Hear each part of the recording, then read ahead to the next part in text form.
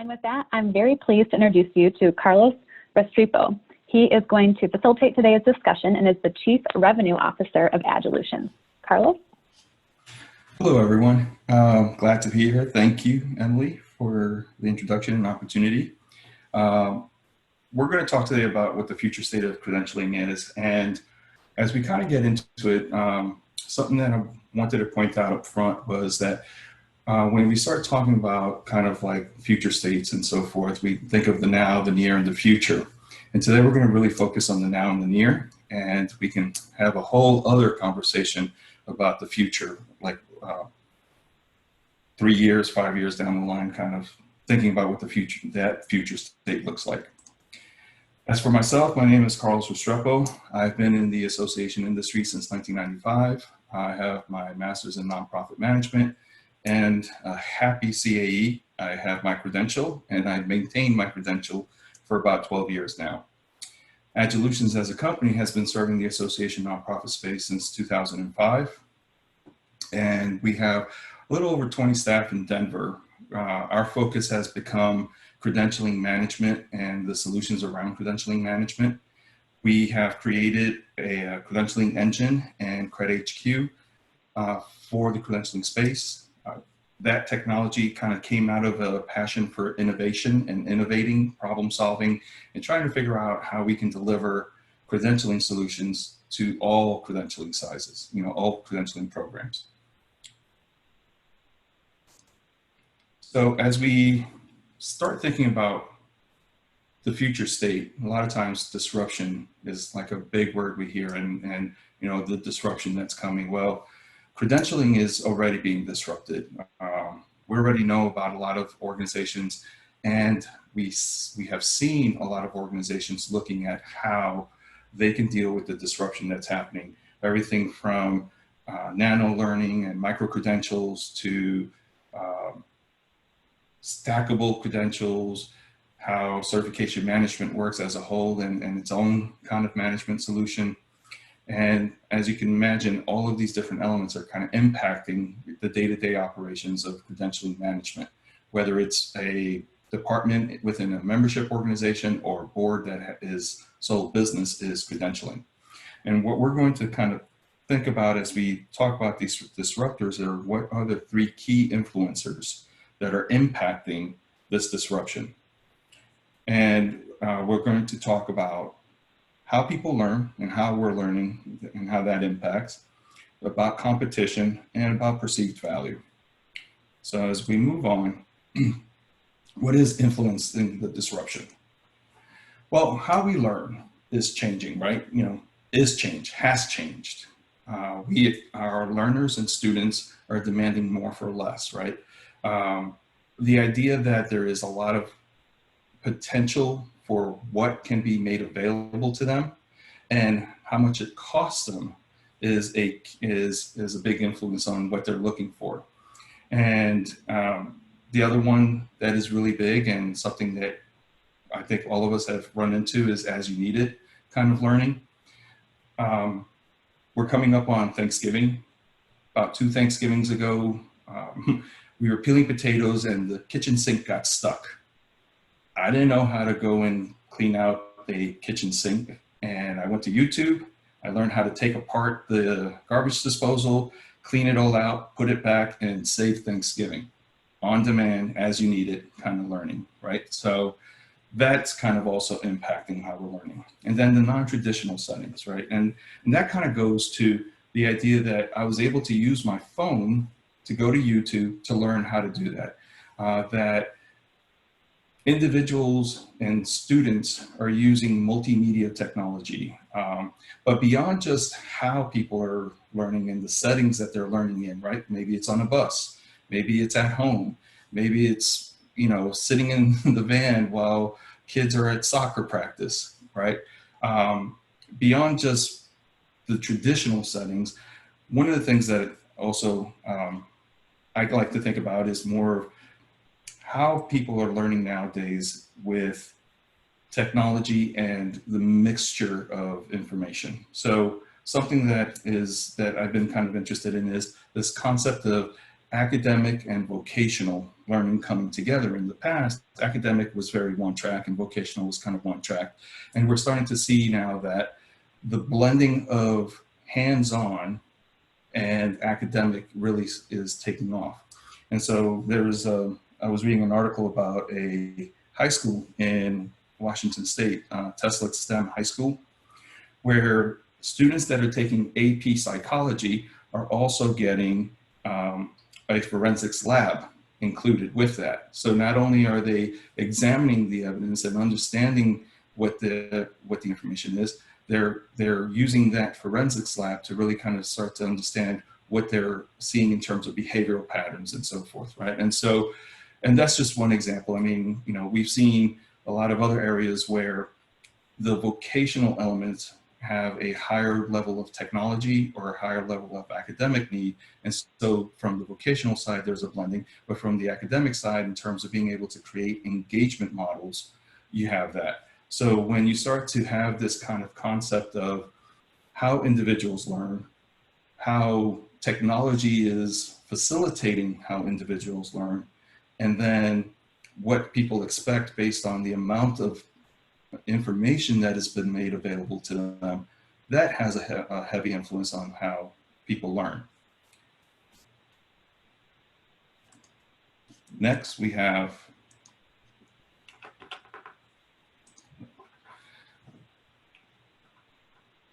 competition.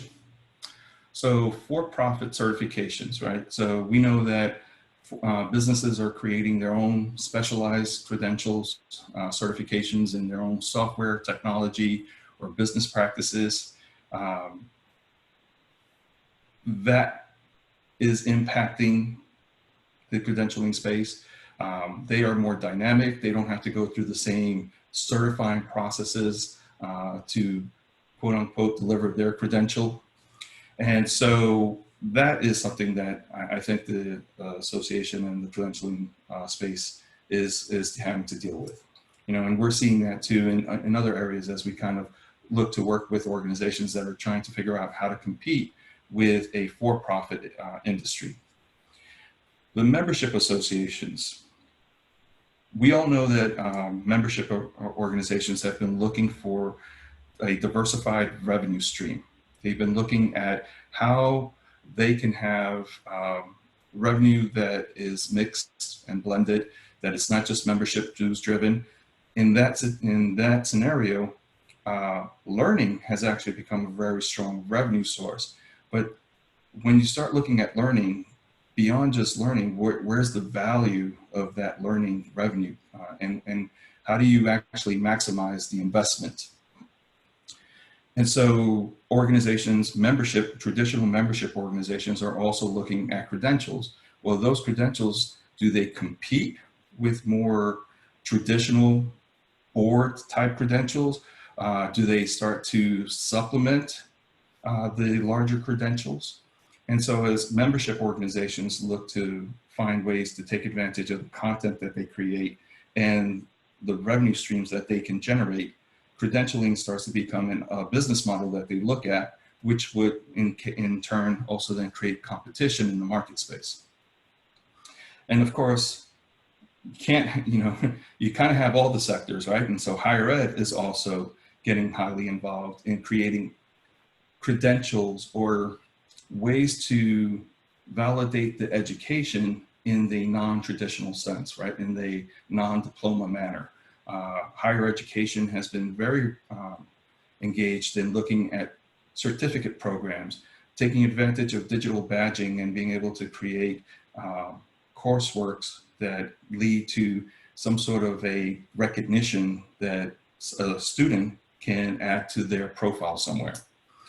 And so as you kind of start looking at the for-profit, the membership-based organizations and higher ed getting into the market space, you can see how the credentialing space is getting very competitive. From there,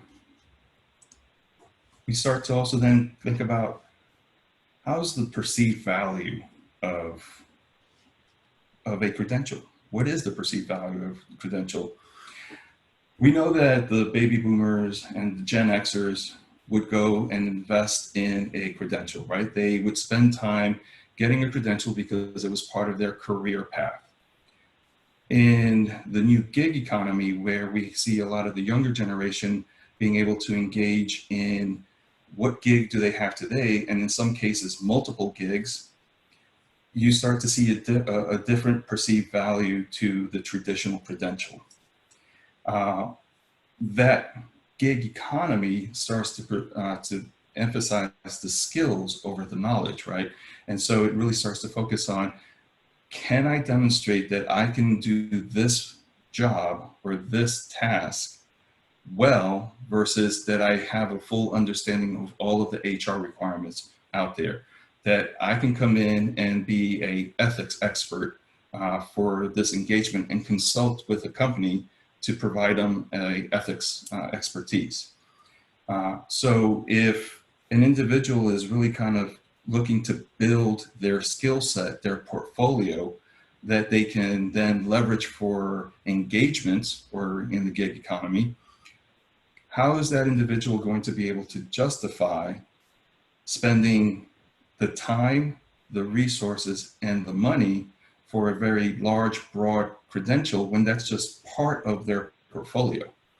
And so as you kind of start thinking about credentials and what value they bring to your certificates, it's, you have to think about where are they and what are they using it for? And then when we get into the skills over knowledge, that also leads to this concept of competence versus academic knowledge, right? And we're seeing that the industry is looking more at competency-based credentials versus academic-based credentials, right? So it's not that someone know how to study for an exam and know how to read the book and now has a credential, is that they actually have 5 years experience working in forensics, finance, and accounting and auditing, and have been through 100 different audits in that field, kind of thing, right? And so again, the skills becomes important, and they are the ones that become marketable versus just the general knowledge. So as you start thinking about, okay, what is influencing the disruption? Well, we talked about that how people are learning is part of it, what the competition or how competitive the market space is another part, and then because of all of this, what the value is, right? And so then the question becomes, how can your organization adapt to disruption? And as we kind of thought about this, and we worked to kind of bring our history and experience together to address this, and this kind of becomes the near. How do you in the next 3 to 15 months get yourself in a position to be able to plan for, execute, and address the disruption? We kind of broke it down into a few elements. First, we broke it down into grab and go. And when we define grab and go, we think of it more in the perspective of these 3 elements. We want it to be specific, we want it to be achievable, and we want a low entry point. And so when we talk about specific, we're talking about bite size. And bite-sized learning can be created from the content that you have in different ways, right? So you can do it by domain, where a lot of the traditional credentials has a core group of domains that they cover.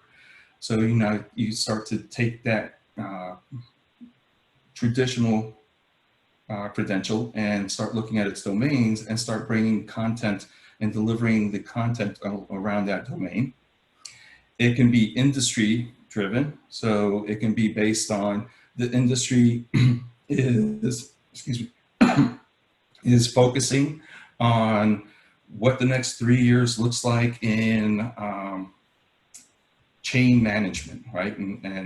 Or it's thinking about how renewables are going to be impacting consumption or something, right? And so being able to take content that you have and package it for that industry-driven kind of concept and what the industry is looking at.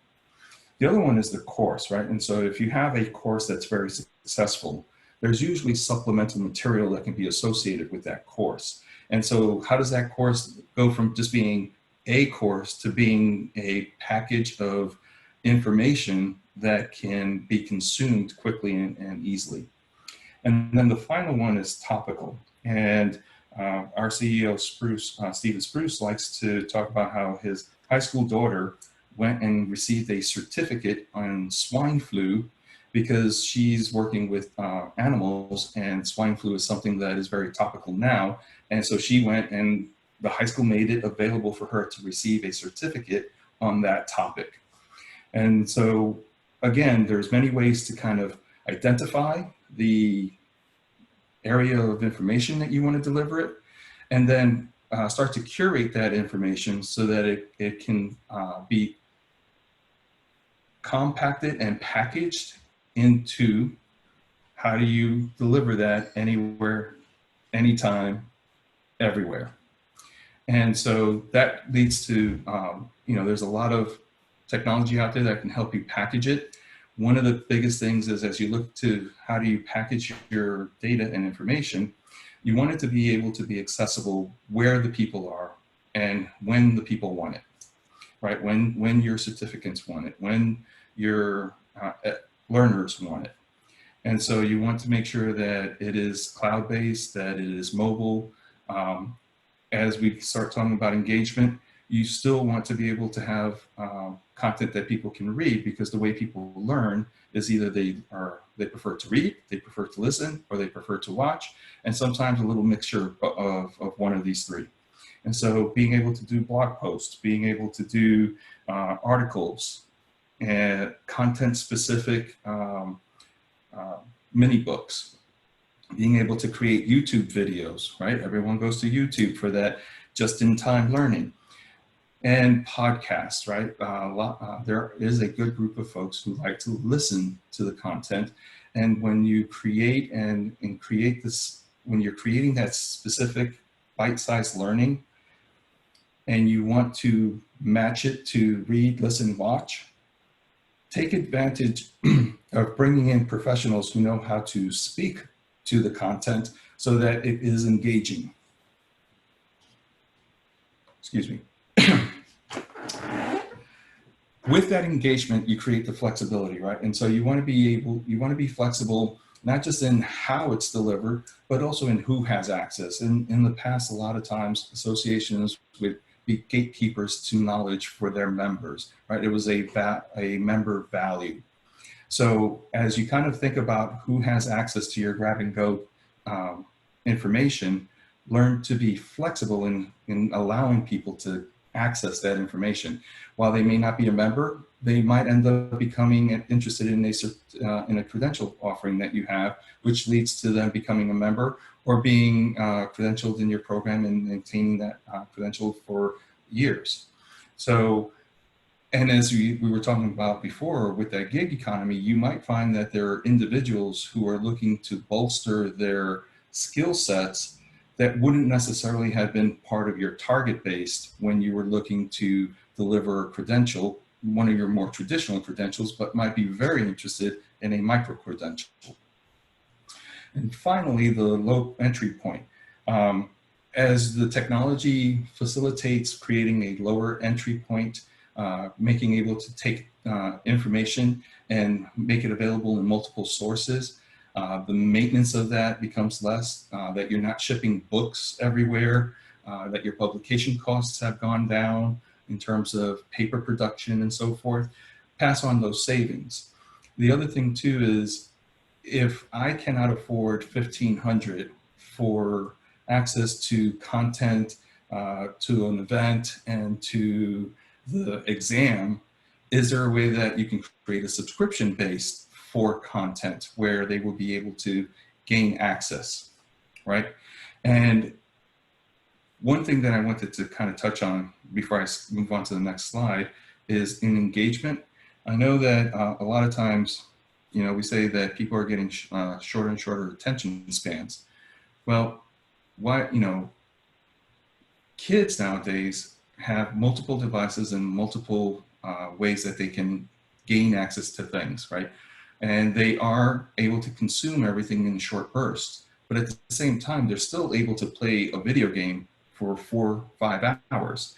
So it's not that they can't have a longer attention span. It's that we just need to make sure that there is something engaging about it. And so gamification is one way where you can create a way of making it exciting, making them be able to demonstrate to their peers what they're able to accomplish, and creating buzz around your content and your engagement model.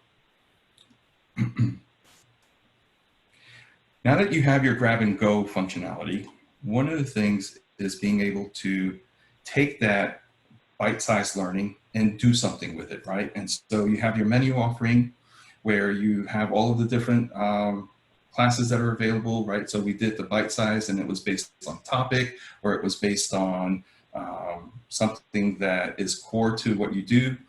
So making it available for them to pick and choose. And that kind of helps to build into this concept of learner path. Now in menu offering, I get to pick what I want. In learner path, the organization helps the student or the certificant figure out what direction they might want to go in. And for learner path, there's different ways that you can help an individual figure out which way they want to go. It could be through self-assessment. It could be through interest. It could be a quiz. So the idea is that you ask information, and then you allow, and then you present what would be an ideal learner path. If we go back to Netflix or Amazon, as they consume information about you, right, what your viewing patterns are or what your buying patterns are, they then present you with options. So learner path is much of the same concept, is as they tell you information, or as you get to understand their buying habits, you present to them what might be ideal, what they might want to choose. Excuse me. Mix and match is this concept of, well, it's not an all or nothing, right? And it's never an all or nothing. So how do you create a menu offering and take advantage of a learner path, right? So I might be on a learner path, but I want to also be able to pick what I want. The other thing here too is the idea of being able to, let's say you have 6 or 7 different micro-credentials. Are you able to take 4 of those micro-credentials and create a bigger credential, right? And so I'm mixing and matching of the credentials I own to create a more robust credential. And so that's where the mix and match concept kind of comes in. The stackable is where you actually build, you have, this micro credential, then you add the next one and the next one, and eventually as you kind of get to the end, you have completed the requirements for the larger, more robust credential.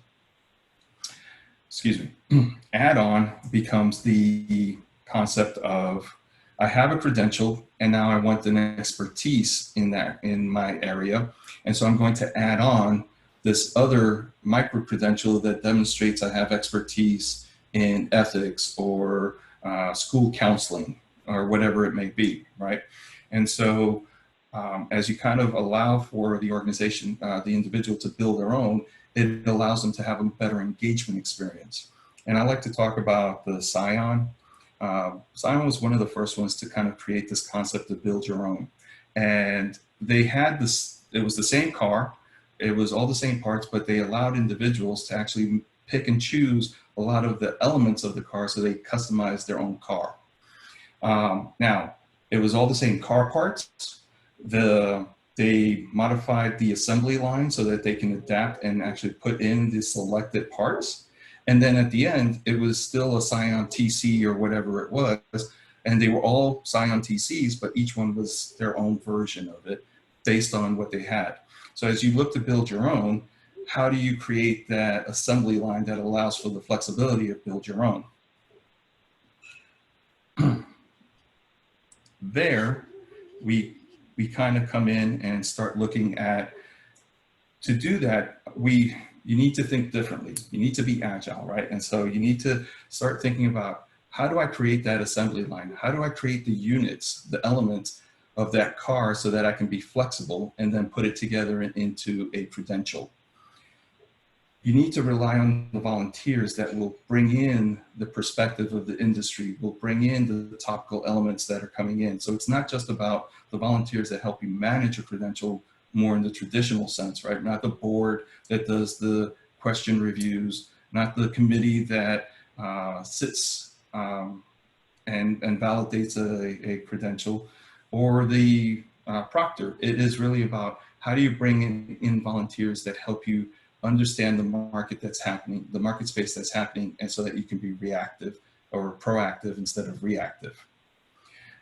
One of the things that you'll need to think about as you kind of work through this, right, and something that we have seen and we've been talking to customers about is, how do you simplify your governance? How do you take your bylaws that were built for a traditional credential and start to remove the business side of it from the governance, right? I think governance is still part of what makes associations trusted. And so the governance is not about removing it. It's about how to separate the business delivery of a credential from the definition of a credential, right? And in some cases, that governance, simplifying that governance also means tackling legislation. And I know I've seen a lot of organizations that have been working with their legislations, with their legislators to create portability or to address how to do smaller units of CEUs so that you can get credit for nano learning. So, you know, think about how do you start to create, how do you create the flexibility to build the assembly line that you need to build for the future of credentialing. Well, having said all that, one of the things that as I said, I'm a big fan of the association space. I've been in it for a long time, is don't lose sight of the goal.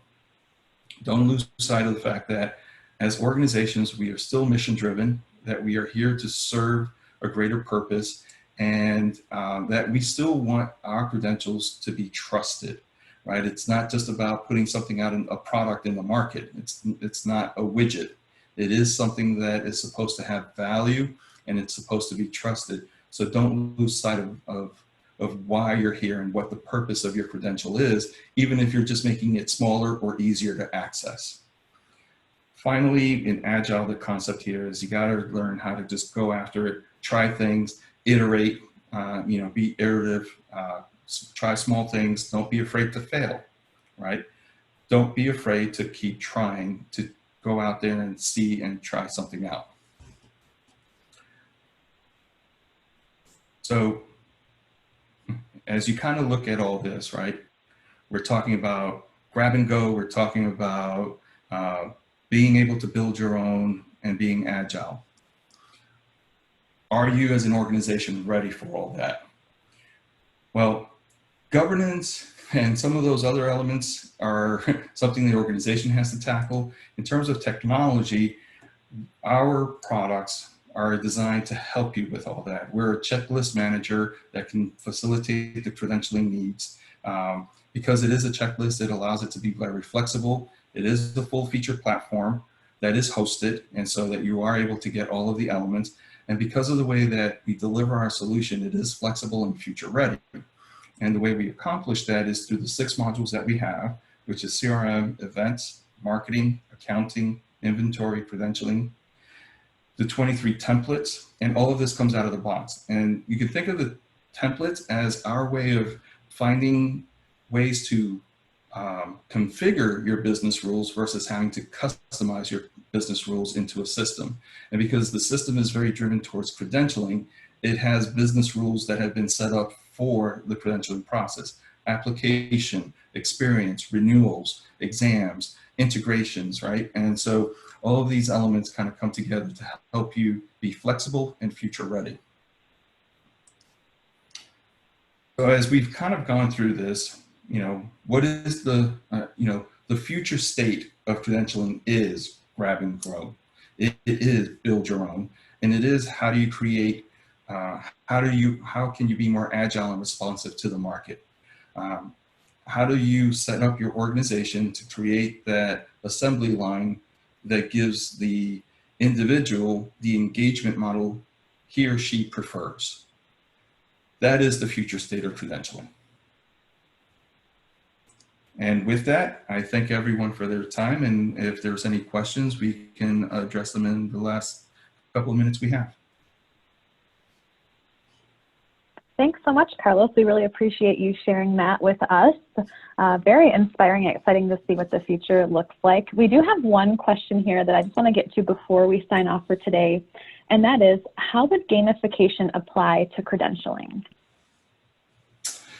All right, good question. So I love gamification. I've designed games. One of the things about credentialing gamification is each program is going to have to kind of be revisited and kind of look at its own kind of way of doing it. But when you start thinking about gamification, it really is about how do you create a competitive environment where any individual, no matter where they are, can feel like they're achieving, right? And so as you kind of go through this process of creating, a lot of times one of the key things that people throw into gamification and credentialing is digital badging, right? And so it's great to be able to create digital badges for an achievement. But more importantly is, again, the experience. It's not about the end result of the certificate process and creating that as a gamified experience. It's about how do you create an opportunity for someone to receive your credential in a way that they are excited. So an example that we've talked about internally is Duolingo, where you go in and you go through a training for a language, and it's done as a game, right? So can you bring a game design into your learning process? Can you bring the idea of being able to show your progress to your peers? And so that there is this bit of like back and forth between them, so that there is more engagement and more excitement around your credential process. And again, for me, it's not the end result in gamification, it's about engaging in the process. Excellent, that's helpful. Another interesting one here, we are at the top of the hour, so just this last one. What is the thought process involved in determining appropriate pricing for a new credentialing program? That's a really good question, and I think it becomes more specific to the individual organization or the industry they serve. Sure. I am not a fan of giving anything away that has value, right? And so what I mean by that is, I believe that if you want people to perceive the value, they should have a little skin in the game. And so I know some people have looked at like a freemium model where you give away something and then they kind of start to pay for it a little bit more and more. I believe that as you kind of go through your costs of delivering the education and you look at the long-term value of the customer, you start to create pricing strategies around how do you keep them engaged, because retention, and all membership folks know this, retention is a lot cheaper than recruitment. And so once you have them, how do you keep them? And again, part of that is how do you create that low point of low barrier to entry, or or a way to keep them engaged. I would have to work with each individual. So Robert, we would probably have to take a look. I know that there are some good consulting firms out there that help organizations with this very specific issue, but we would be happy to discuss it offline with you and kind of just talk through some of the ideas. It really is based on the market. So Carlos, Agilutions, thanks again so much for sharing your knowledge with us today. We really appreciate you.